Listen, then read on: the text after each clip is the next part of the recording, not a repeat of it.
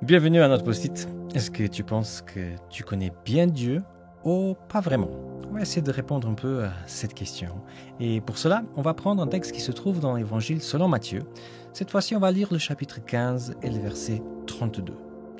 Il nous dit comme ça le texte. Jésus appela ses disciples et dit « J'ai pitié de ces gens, car voilà 3 jours qu'ils sont avec moi et ils n'ont plus rien à manger. Je ne veux pas les renvoyer de ventre vide. Ils pourraient se trouver mal en chemin. » Ce texte se trouve parmi l'histoire de la multiplication des pains et des poissons. En fait, je l'ai dit au singulier, mais dans la Bible, on trouve 2 fois ce moment, puisque Jésus va faire ce miracle pour les Juifs et après pour les païens. Et à ce texte qu'on est en train de lire, c'est la deuxième, c'est celle qui a été faite pour les païens. Et dans le texte, il y a un détail que j'avais jamais remarqué. Et pour être honnête, j'ai lu ce texte peut-être plus que 1000 fois. Je l'ai entendu énormément de fois à l'église. Et j'avais jamais remarqué dans un détail que je trouve délicieux dans le texte et que je vais partager avec toi aujourd'hui. Mais avant de partager, j'aimerais quand même te dire une chose. C'est juste mon seul intérêt de connaître la Bible et de lire. Même si tu connais déjà l'histoire, lis encore parce que le Seigneur il a des perles à nous donner.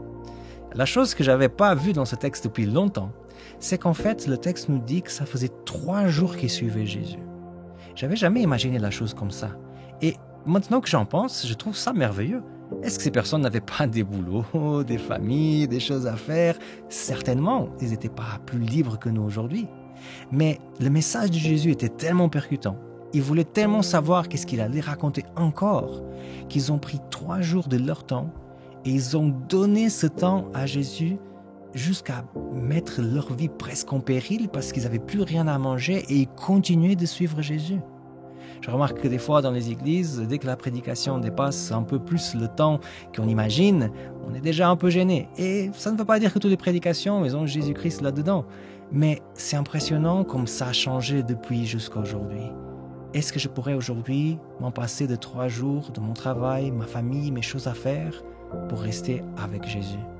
Ou peut-être la question serait, est-ce que j'aimerais vraiment connaître Jésus? Moi, je m'appelle Samuel Cunha et c'était le post-it d'aujourd'hui.